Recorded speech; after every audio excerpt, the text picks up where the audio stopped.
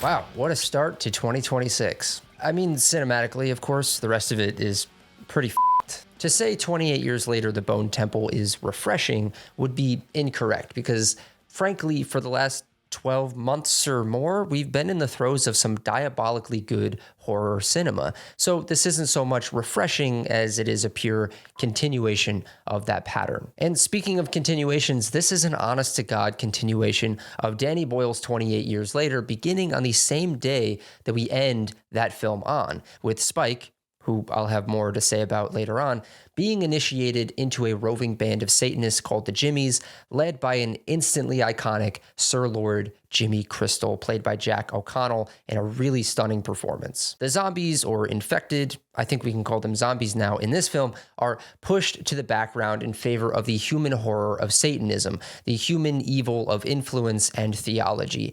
Horror films have always had a knack for saying, with various degrees of success, that the real monster is man himself.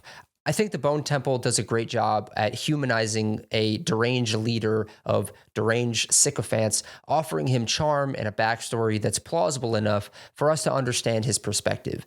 In the back half of the film, we get to see Dr. Ian Kelson, played by Ralph Fiennes, and Sir Lord Jimmy Crystal in a bit of a bind, and it makes for some of the most compelling, intense moments in a film, again, about a zombie apocalypse.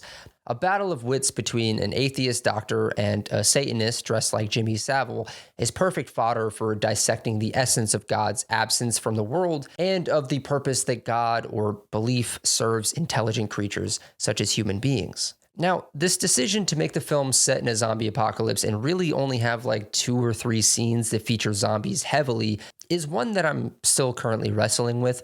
I love the thoughtfulness that Alex Garland and company put into the expanding lore of this universe. At the same time, my out-of-the-theater experience does appear to be slightly more muted than a lot of the discourse online and my experience with 28 Years Later. And I think I could pinpoint that muted reception to what I'll just call the second movie problem. There is very much a tricky feeling with this movie that it feels like a second act. Think of a trilogy of movies as a single narrative split into a 3-act structure, each containing within them a subtler structure of their own. Notably, many second acts act as a primer for the final battle, confrontation, catharsis, without outshining the final battle. And so this film has the challenge of telling a full-fledged story while also acting as a bit of a transition. So because the film is so eager to pick up right where we left off, it really does feel like the transition to part 2 was less of a transition and more of a blink and now we're continuing on our journey. But that journey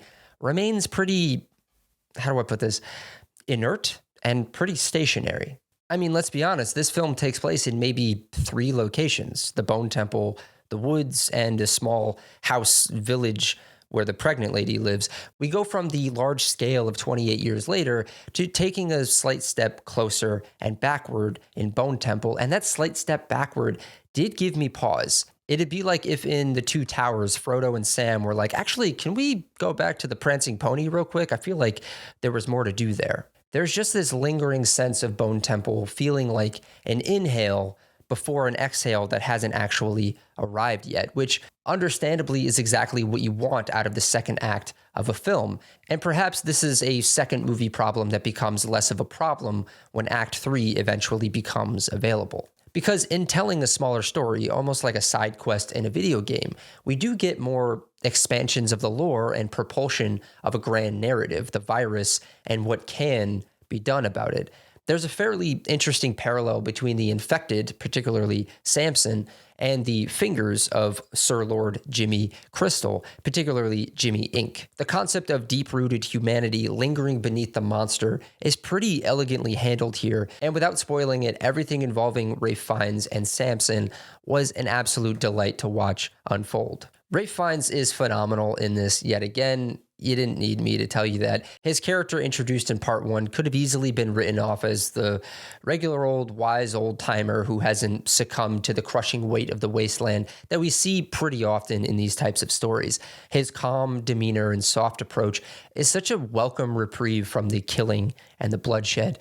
At one point, he talks to Samson about the necessity of peace and respite before taking a nice long nap next to him. Alex Garland, Danny Boyle, Nia DaCosta, and Ralph Fiennes himself have really crafted a character that is the beating heart of these films while also being the tragic engine, realistically giving us a best case scenario of how we should all act in a wasteland with respect for the dead and a purpose of finding a cure rather than simply wandering and submitting. Now, I do want to get to the Spike of it all. Spike as a character was probably my biggest issue with part one. And here, he still remains an inert protagonist and easily my least favorite part of these films. He flails about being pulled along for the ride and hardly makes any meaningful decisions for himself. And it's especially annoying in this film because we spent so much time in part one giving him the confidence to take on the wasteland by himself. Remember, he had the option of going back home, but instead he stays out there in the wilderness, bow and arrows in hand. And then in this film, he's practically reverted back to that stammering little in over his head child that he truly is.